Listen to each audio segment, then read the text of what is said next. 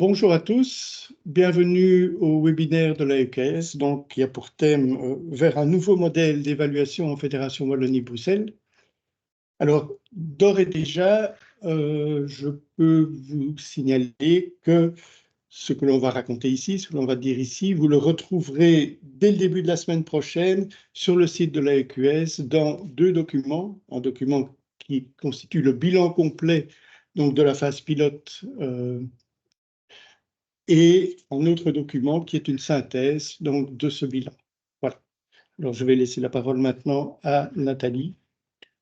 Oui, bonjour à tous, je suis Nathalie Joniot, je suis une des membres du comité de pilotage et avec Angeline Aubert qui est également membre du comité de pilotage, nous serons vos modératrices durant les sessions de questions-réponses. Alors juste avant ça, quelques petites informations pratiques afin que tout se déroule pour le mieux. D'abord, les caméras et les micros, vos caméras et vos micros sont par défaut coupés pendant les présentations. L'espace chat, donc c'est l'espace conversation sur lequel d'ailleurs, et c'est très bien, certains d'entre vous ont déjà commencé à échanger, c'est celui avec la simple bulle et des deux petits tirets dans la bulle. Cet espace est disponible pour échanger entre participants, bonjour, opinion, petite réaction, et ce chat n'est pas modéré. Les questions, si vous avez des questions pour les personnes autour de la table, peuvent être posées via l'onglet questions-réponses. Donc, c'est le petit onglet QR, deux petites bulles. Elles seront transmises aux intervenants par les modératrices. Et enfin, si le temps le permet, il y aura un petit temps d'intervention directe ouvert en fin de session.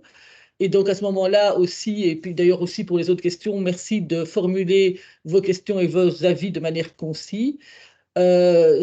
Et le cas échéant, la priorité sera donnée aux personnes n'ayant pas encore eu l'opportunité de participer aux échanges sur les pilotes et le nouveau modèle. Voilà, pour information aussi, je vous informe que le webinaire est enregistré. Je vais passer la parole à Angeline.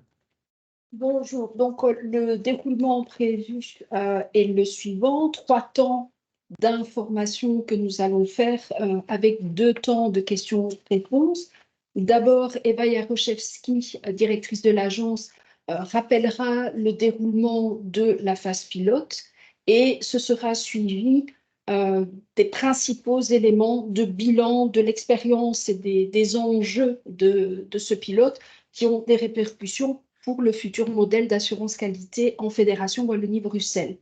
On interrompra les présentations pour faire un premier temps de questions-réponses, donc à partir des questions plus de clarification, puisqu'il s'agit d'informations que vous retrouverez dans les documents, des questions-réponses sur base donc des questions que vous aurez posées à l'écrit, et puis ensuite, une fois ce bilan qui sera présenté par Dimitri de Flandre, qui est membre du comité de gestion et du comité de pilotage de cette réflexion sur l'évaluation institutionnelle, une fois que ce sera terminé, on passera en 3e temps à la présentation des pistes actuelles du futur modèle d'assurance qualité pour la Fédération Wallonie-Bruxelles.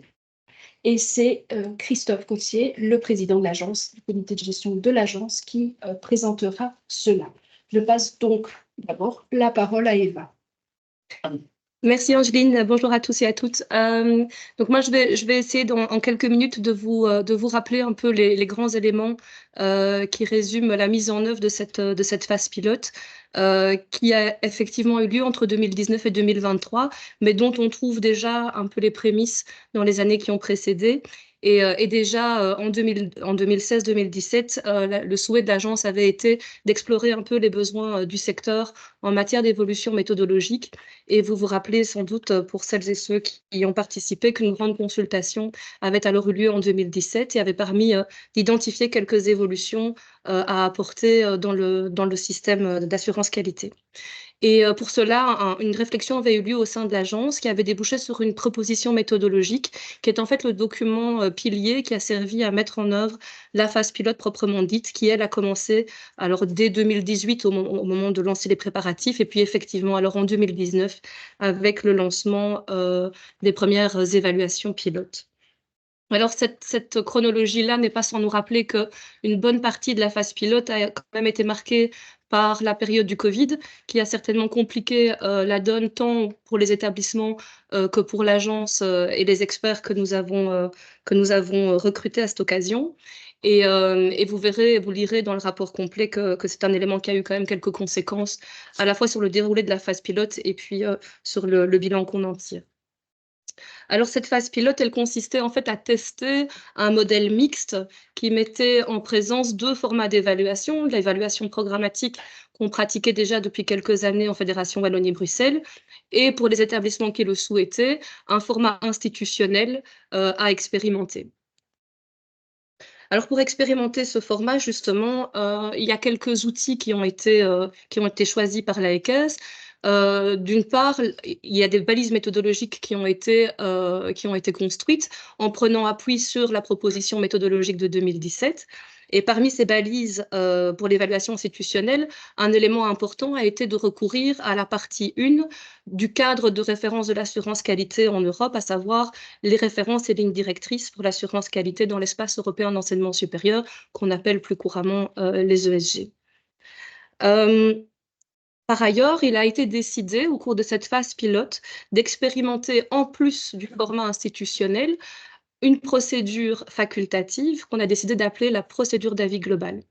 Et cette procédure d'avis global, elle consistait sur une base volontaire, donc pour les établissements qui le souhaitaient, d'appliquer quelques critères supplémentaires qui visaient à évaluer la robustesse du système de management de la qualité des établissements et en cas d'avis positif, puisqu'il y avait une remise d'avis sur ces différents critères, permettre alors une prise d'autonomie des établissements pour la mise en œuvre de leurs évaluations programmatiques. Alors, outre les outils, il y a quelques instances qui ont été également créées. L'une d'entre elles, c'est le comité de pilotage, qui est majoritairement représenté aujourd'hui autour de cette table. Il y a aussi un comité d'accompagnement méthodologique qui avait été mis sur pied, qui lui est principalement composé d'experts indépendants et extérieurs à la Fédération Wallonie-Bruxelles et qui a eu pour mission principalement d'accompagner l'agence dans la conception méthodologique tout au long de la phase pilote, mais aussi de sélectionner les établissements volontaires à participer à cette phase pilote et également de prendre les différents avis qui devaient être remis dans le cadre de la procédure d'avis global. Enfin, puisque pour la première fois, l'agence était amenée à remettre des avis, à prendre des décisions, une commission de recours a également été instituée au cas où des décisions auraient dû être contestées. Et donc, cette commission a été créée, mais elle n'a pas dû être activée. Alors, un petit focus sur les établissements qui ont participé à cette phase pilote. Ils étaient au nombre de 17. Ce qui correspond à un échantillon relativement intéressant à l'échelle de la 120aine d'établissements qui existent aujourd'hui dans l'enseignement supérieur de la Fédération Wallonie-Bruxelles. Cependant, il faut attirer l'attention aussi sur le fait que, bien que le nombre d'établissements soit intéressant, il reflète en fait une certaine diversité, un certain déséquilibre dans la part qu'occupent ces différents établissements. Vous voyez qu'il y avait un certain nombre de hautes écoles, d'universités, un nombre moins important d'enseignement de promotion sociale d'écoles supérieures des arts. Et en fait, on voit que l'ensemble des universités en fait, a été retenu pour participer à cette phase pilote. Donc, 100% des universités étaient des établissements pilotes, là où, à l'inverse, sur le spectre, seulement 2,5% des établissements de promotion sociale ont en fait participé à cette phase pilote. Et par ailleurs, l'échantillon s'est révélé insuffisamment diversifié dans la mesure où nous avons dû constater que la plupart des établissements pilotes étaient en fait des établissements d'une taille relativement importante et donc n'étaient pas suffisamment diversifiés que pour pouvoir vraiment tester, expérimenter une méthodologie d'évaluation institutionnelle sur des établissements de plus petite taille. Vous voyez aussi que dans les établissements qui ont participé au pilote, une partie d'entre eux ont eu l'occasion de tester la procédure d'avis global. Et vous voyez que c'est une procédure qui a donc été testée uniquement à l'échelle des hautes écoles et des universités. Alors, avant de céder la parole à Dimitri, je voulais aussi prendre un instant pour refaire un peu le point sur les différents éléments, les différents moments de consultation et de communication qui ont jalonné toute la phase pilote, c'est-à-dire dès l'année 2019 et jusqu'à aujourd'hui. Il y a différents moments d'enquête, différents moments de partage de pratiques qui ont pu avoir lieu entre établissements pilotes, mais aussi des moments un peu de partage d'informations avec des établissements qui n'ont pas participé au premier plan à la phase pilote. Et ces différents moments qui ont donc jalonné les 3 années de la phase pilote ont permis au fur et à mesure de faire émerger des nouvelles perspectives méthodologiques qui pouvaient différer de ce modèle hybride institutionnel programmatique qu'on avait expérimenté tout au long de la phase pilote.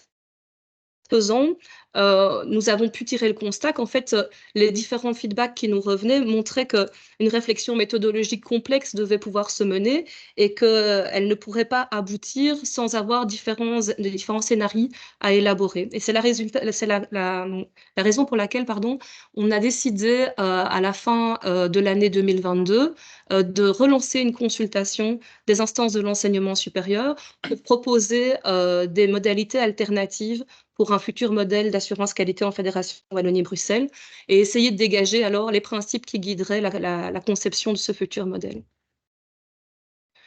Et je cède la parole alors à Dimitri pour vous présenter un peu les éléments de réflexion qui sont issus de cet exercice de bilan. Merci. Donc, dans le cadre de cette seconde partie de l'exposé, je vais aborder 3 éléments du bilan qui ont un caractère un peu disparate, mais qui ont tous une incidence importante sur les choix méthodologiques qui découlent de la phase pilote. Donc, le premier de ces éléments de bilan est la consultation des instances, qui vient d'être brièvement évoquée par Eva. Donc, cette consultation, elle est importante, car elle constitue vraiment un moment charnière dans la mesure où elle a permis de sortir d'une certaine incertitude ou indécision par rapport à la réforme du dispositif AECAS, telle qu'on pouvait la dégager de la stricte expérience de la phase pilote. Donc, fin 2022, un large éventail de pistes méthodologiques qui avaient déjà été envisagées et discutées par le comité de gestion de l'AECAS, mais sans qu'on parvienne à vraiment dégager un consensus large qui aurait pu conduire directement à l'élaboration d'une méthodologie définitive.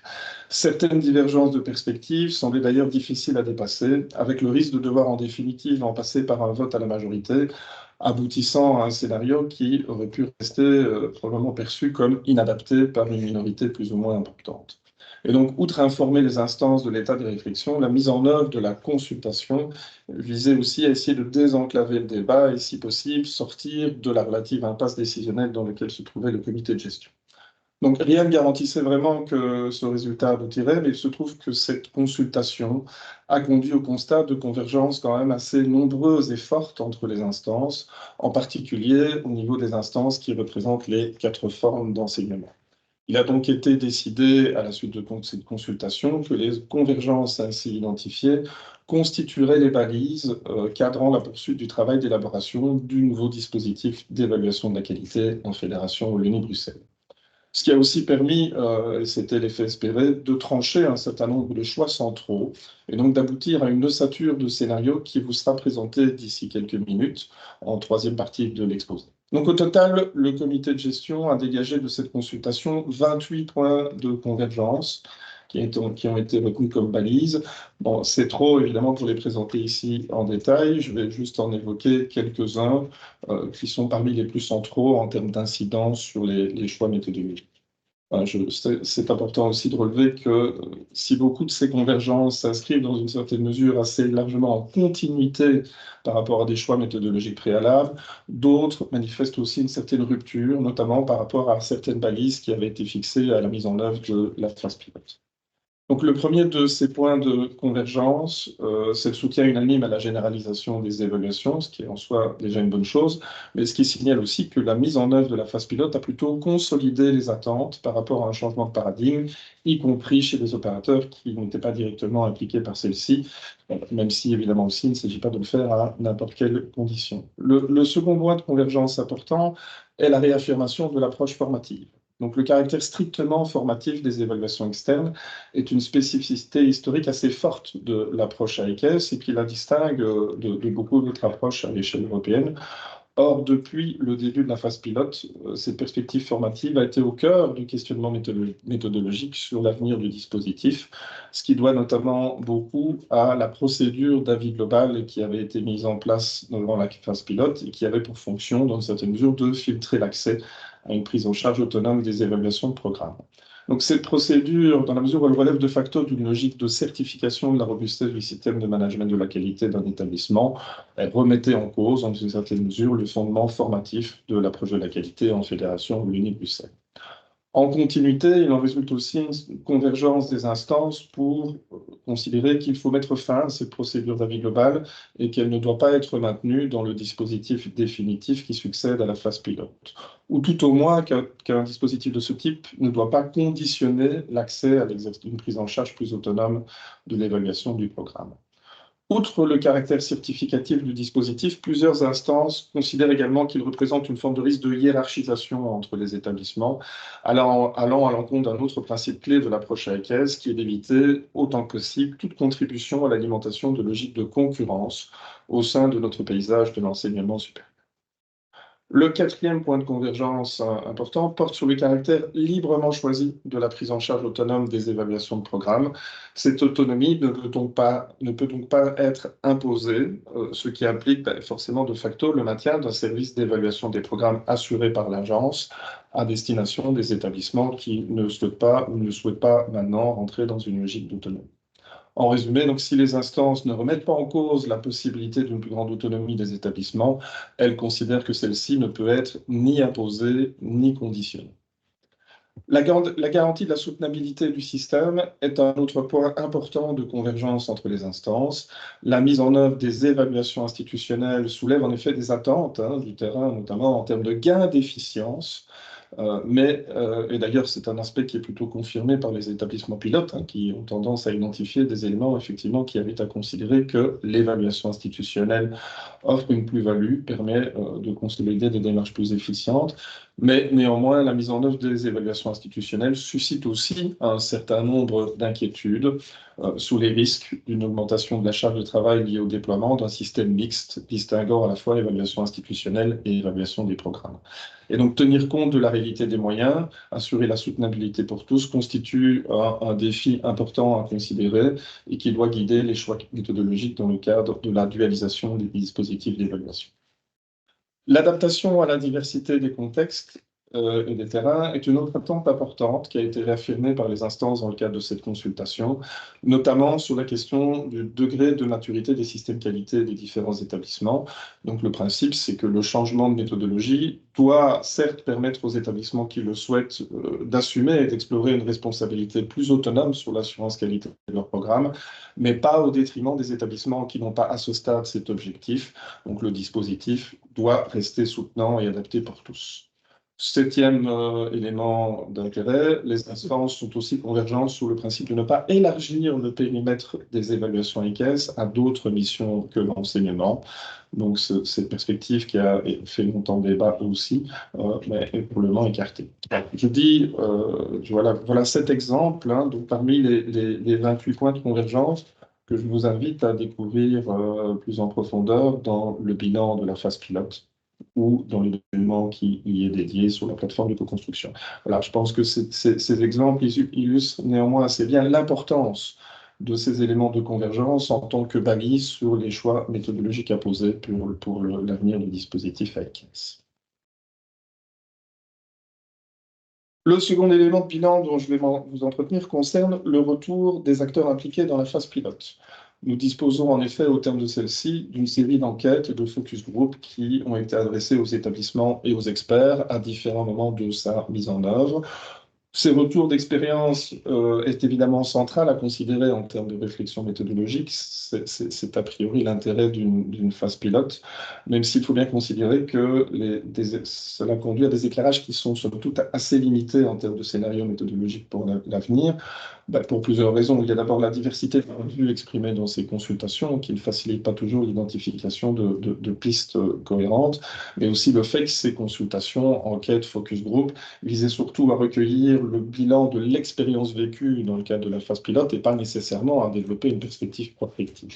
Enfin, le troisième élément, et Eva l'a rappelé tout à l'heure, il y a une grande disparité de représentativité des formes d'enseignement, mais aussi des tailles de structure, ce qui veut dire aussi que l'expérience qui résulte, les acquis qui résultent de cette expérience pilote génèrent des incertitudes en termes de transférabilité par rapport à d'autres types d'institutions. Et donc, il est difficile de s'ancrer strictement dans ce retour d'expérience pour concevoir le modèle du futur. Dans le cadre du bilan, on a toutefois retenu 4 grands constats qui semblaient faire l'objet d'un consensus tout de même assez large des établissements pilotes et qu'il semblait important de prendre en compte dans l'élaboration du futur scénario. Le premier de ces éléments, c'est le caractère consolidant de l'évaluation institutionnelle. C'est-à-dire que l'expérience, du point de vue des participants, a contribué à gagner effectivement en maîtrise et en appropriation de la démarche qualité, en tout cas au niveau des acteurs qui sont les plus directement impliqués dans son pilotage en interne, même si, à contrario aussi, l'expérience suscite des inquiétudes sur la capacité à consolider cette plus-value, notamment sur la soutenabilité à long terme d'un double dispositif d'évaluation institutionnelle et d'évaluation des programmes, mais aussi de capacité d'action effective sur de nombreux aspects de ce qu'on peut appeler le métacadre institutionnel, notamment le cadre légal que doivent respecter les institutions, qui sont perçus comme ne relevant pas de la responsabilité directe des institutions et donc sur lesquels il est difficile d'apporter une logique d'assurance qualité. L'expérience pilote soulève aussi des incertitudes sur les applications de ce qu'on peut appeler la montée en technicité des évaluations.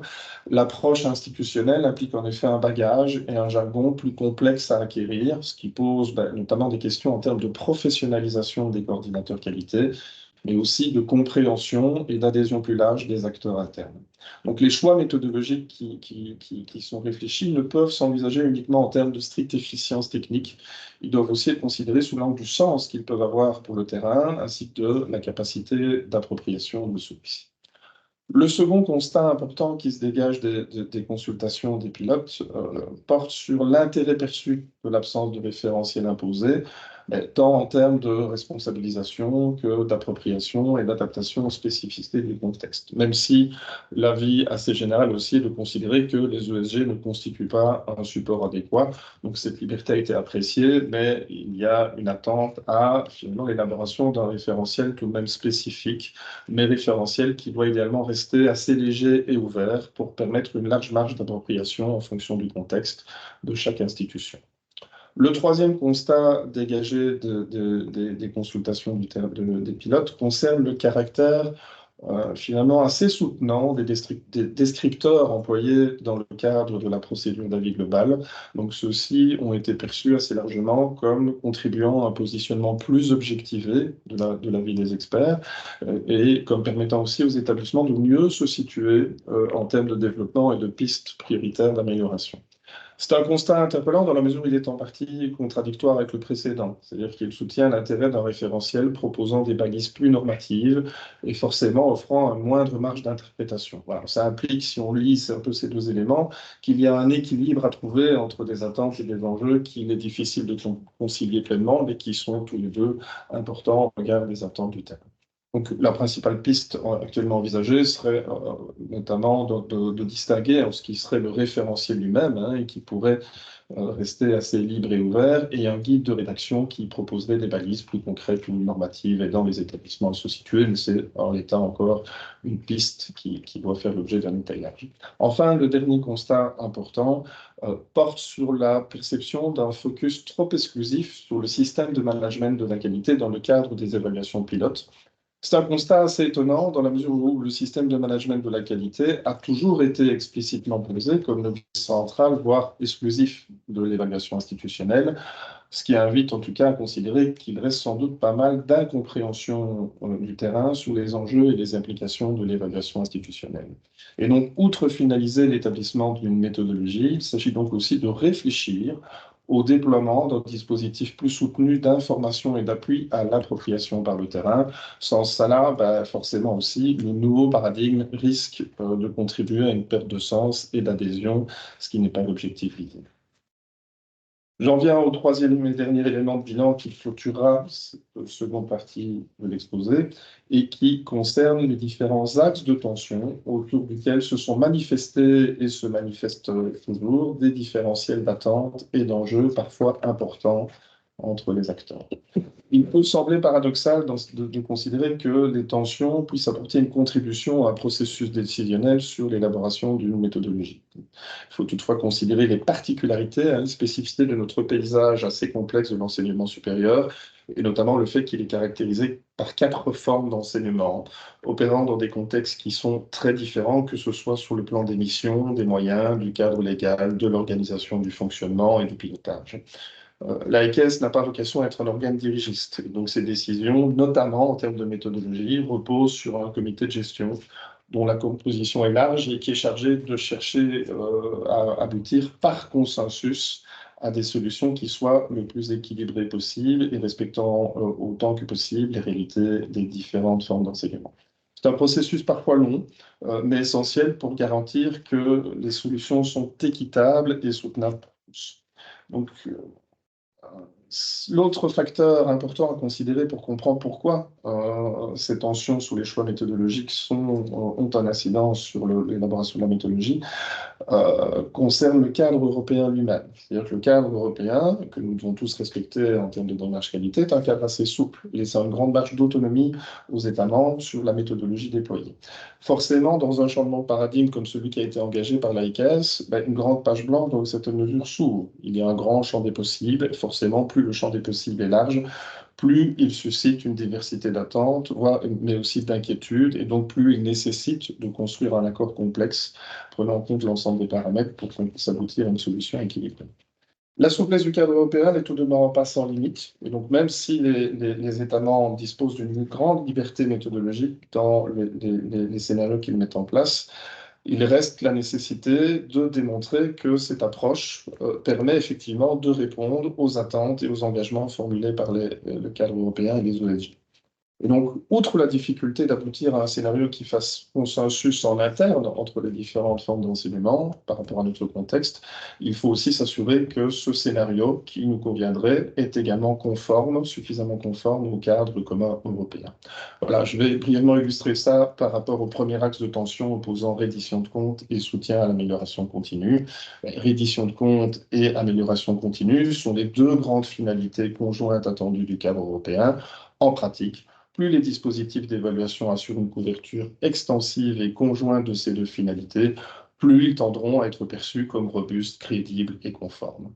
Au regard de notre propre contexte Fédération Wallonie-Bruxelles, marqué par la réalité d'enveloppe fermée, la poursuite conjointe de ces 2 finalités d'amélioration continue et de reddition de comptes nous confronte en pratique à un problème épineux de soutenabilité.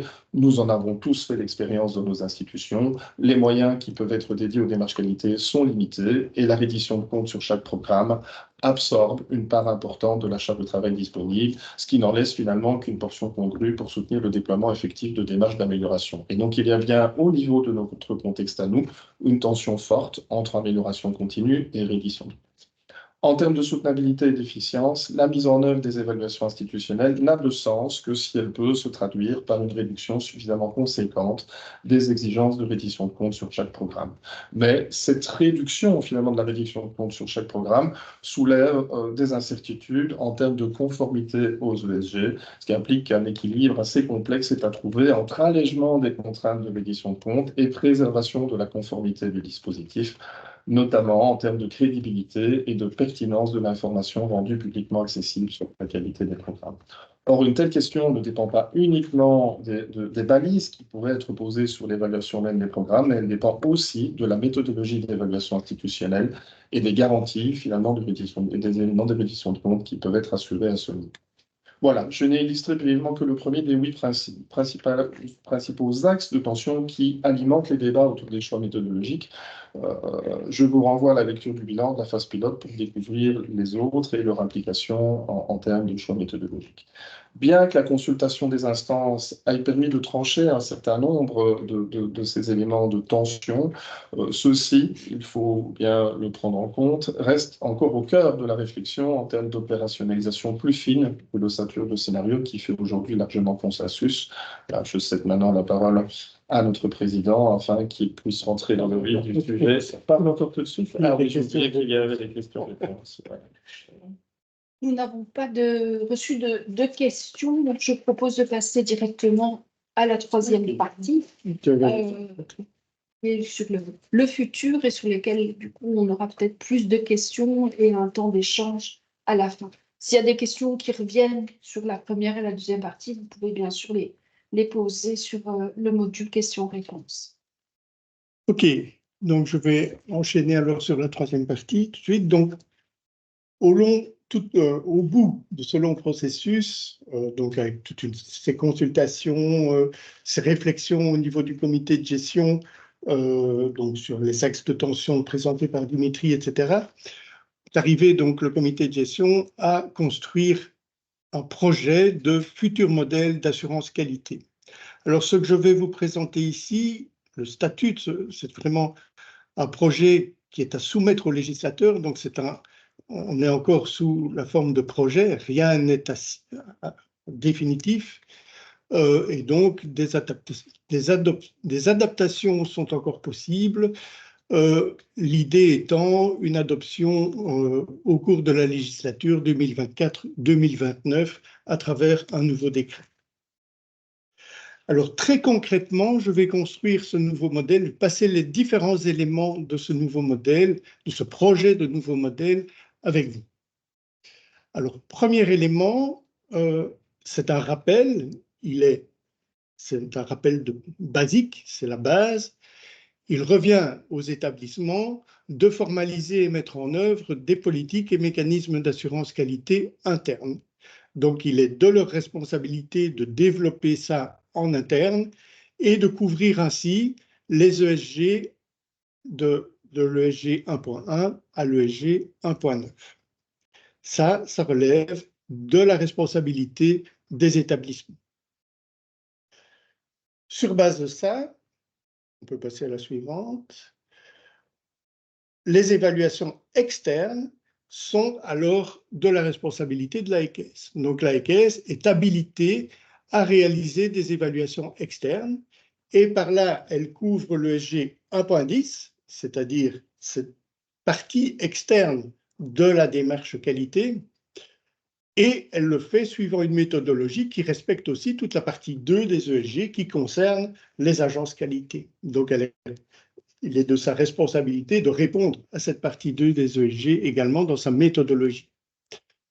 Donc, on a ici un déplacement de l'objet de l'évaluation du champ programmatique vers une approche plus systémique au niveau institutionnel. Donc, comme l'a dit Dimitri, on passe donc vers une évaluation institutionnelle. L'action de l'AEQS se centre sur cette évaluation institutionnelle. Les établissements d'enseignement supérieur, et c'est là la liberté de prendre son autonomie, gardent toujours la possibilité de solliciter l'AEQS pour l'évaluation de certains ou de tous leurs programmes, ou progressivement, peut-être certains, et puis plus du tout. Mais donc, c'est à la fois de la responsabilité de l'institution de développer son système de qualité interne, et donc, c'est à lui à choisir s'il prend progressivement son autonomie. S'il ne la prend pas, il a toujours le choix de faire appel à l'AEQS pour l'évaluation de ses programmes, ou il la prend progressivement, et progressivement, il ne fait plus appel à l'AEQS pour évaluer ses programmes, mais de toute façon, il y a toujours une évaluation institutionnelle effectuée par l'AEQS, et ça, c'est obligatoire. Alors, par l'AEQS, mais aussi peut-être par d'autres agences d'évaluation de la qualité. En effet, la Fédération Wallonie-Bruxelles est signataire d'un accord européen et donc d'autres agences peuvent être choisies pour faire le travail d'évaluation. Sur les programmes, c'est déjà le cas. Ça existe déjà avec la CTI, etc. Donc, pas de changement par rapport à cela, si on veut faire appel à une agence. par rapport à l'évaluation institutionnelle également, mais cette liberté sera quand même conditionnée au fait que ces agences suivent les mêmes principes directeurs que ceux qui gouvernent le processus d'évaluation de l'AEKS, c'est-à-dire le fitness for purpose, l'approche formatrice, l'absence de mise en comparaison et de concurrence entre les institutions. Alors, les principes de l'évaluation, le champ et les exigences de ces évaluations institutionnelles cette fois-ci, eh bien, on a déjà un peu identifié ces principes avec l'intervention de Dimitri. Donc, ces évaluations sont donc formatives contre la diversité et les spécificités des établissements d'enseignement supérieur. On est donc aussi dans un principe de progressivité. Donc, à partir du moment où c'est formatif, eh bien, on va progresser dans cette prise d'autonomie et dans l'expertise que l'on va acquérir dans cette prise d'autonomie. Donc, c'est quand même une notion inverse à la démarche de certification que l'on pouvait reprocher dans le processus PAG. Donc, on abandonne ce processus PAG. Cela ne veut pas dire qu'on va abandonner le référentiel qui était utilisé. On va sans doute aller rechercher des choses là-dedans pour notre référentiel institutionnel. Mais donc, la démarche, en tout cas, le processus PAG est abandonné. Le champ reste finalement centré sur l'enseignement, donc la mission d'enseignement à l'exclusion de la formation doctorale. Et par là, ça inclut aussi, donc cette évaluation institutionnelle va inclure également la manière dont les institutions vont évaluer leur programme en interne. Donc, il n'y a plus d'obligation d'évaluation externe des programmes, mais la manière dont les institutions vont évaluer leur programme sera évaluée dans cette évaluation institutionnelle. Enfin, les exigences restent les mêmes et en accord avec les ESG, c'est-à-dire une cyclicité de 6 ans, une auto-évaluation et puis une évaluation externe réalisée par un comité d'experts indépendants, un plan d'action qui en émane et une information également des parties prenantes et du public. Alors, s'il n'y a plus d'évaluation programmatique externe par l'AEKS au niveau des programmes, l'AEKS effectuait jusque maintenant des analyses transversales de ces évaluations programmatiques et donc remettait des rapports transversaux qui étaient communiqués notamment aux politiques et aux différentes parties prenantes. Ce ne sera plus possible, donc dans un souci d'information, l'AEKS veut quand même maintenir cette possibilité d'information, en tout cas, on veut garder cette possibilité d'information, donc soit à travers des évaluations programmatiques qui seraient quand même effectuées par l'AEKS, donc sur demande du gouvernement pour y voir clair, donc un cursus, on veut y voir clair dans un cursus, il y aurait alors une demande du gouvernement, du ministère, à évaluer ces programmes et à remettre un rapport transversal par rapport à ces programmes, ou encore à travers des analyses thématiques, où là, l'AEKS irait piocher différentes données à travers les évaluations faites par les institutions pour analyser certaines thématiques. On ne sait pas encore comment, donc la méthodologie là doit vraiment être travaillée au niveau de l'AEKS. Voilà donc le modèle tel qu'il est pour l'instant, donc le modèle proposé et de base. Donc il est proposé en résumé de considérer que l'ESG indice, donc cette obligation d'avoir des procédures d'évaluation externe, elle est menée finalement au niveau institutionnel et donc non plus au niveau des programmes. Donc il n'y a plus d'obligation d'évaluation des programmes par une agence. Cela dit, on est encore en train d'analyser cette notion de regard externe que l'on devrait injecter dans les évaluations de programmes. Donc, on supprime la procédure PAG comme préalable. Donc, il n'y a plus cette notion de certification. Donc, on va vers une autonomie inconditionnelle qui serait quand même acquise après une évaluation institutionnelle formative, sans formalisation quelconque. Donc, le focus de l'AEKS glisse, comme je l'ai dit, de l'évaluation programmatique vers l'évaluation institutionnelle. On abandonne également le modèle mixte que l'on appelait au départ et sur lequel on était parti lors de ce processus pilote. Et enfin, donc, on doit repenser la mission de l'AEKS relative à l'information du gouvernement et des différents bénéficiaires de l'enseignement supérieur. Donc, on doit revoir ce processus de rapport transversal, d'analyse thématique, et ça, c'est encore à travailler au niveau de l'AEKS. Les objectifs donc, que l'on a encore et que l'on se donne encore, donc c'est donc les objectifs, pardon, je passe une diapo, des évolutions proposées sont principalement donc de répondre à la demande d'autonomie et de responsabilité des établissements d'enseignement supérieur, de soutenir le développement des démarches qualité en se positionnant a priori au niveau institutionnel. Finalement, à travers ça, on tire parti aussi des acquis qui ont été faits depuis une vingtaine d'années maintenant en matière de qualité dans l'enseignement de la Fédération Wallonie-Bruxelles.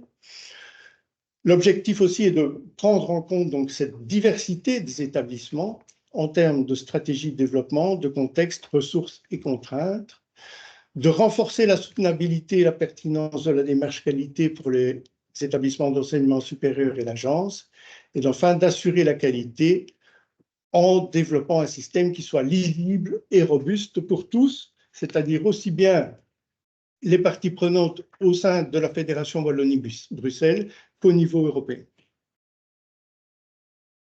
Donc, les prochaines étapes, c'est rendre ce système le plus robuste possible, et notamment à l'international. Pour ça, on est en train de faire un travail sur le cadre réglementaire. Donc, comme on est dans une démarche formative, on sait que d'autre part, les institutions répondent à toute une série d'obligations qui sont une sorte de certification, mais qui n'est pas, enfin, certification de toute une série de démarches qui est obligatoire au niveau de la Fédération Wallonie-Bruxelles. Donc, on est en train de répertorier tous ces éléments pour montrer le métacadre qui se trouve autour de ce système d'évaluation qualité. Nous sommes en train, j'en ai déjà parlé, d'analyser un peu quel regard externe faut-il prévoir au niveau des évaluations programmatiques, donc qui ne sont pas menées par l'AEKS. Quand c'est mené par l'AEKS, ce sera toujours le même système. Et nous allons aussi aller prendre avis au niveau européen, donc au niveau de l'ENCA et au niveau du CAM, donc ce comité d'experts, pour voir si notre modèle tient la route à l'international. Nous travaillons aussi donc progressivement sur ce nouveau référentiel d'évaluation institutionnelle, donc travailler dessus pour qu'il soit suffisamment ouvert, qu'il intègre les éléments qui ont été appréciés au niveau du référentiel de la PAG et donc pour qu'il soit aussi opérationnel pour une mise en œuvre à partir de 2026. Et enfin, une réflexion est également posée sur l'accompagnement et la flexibilité offerte aux établissements dans leur prise d'autonomie.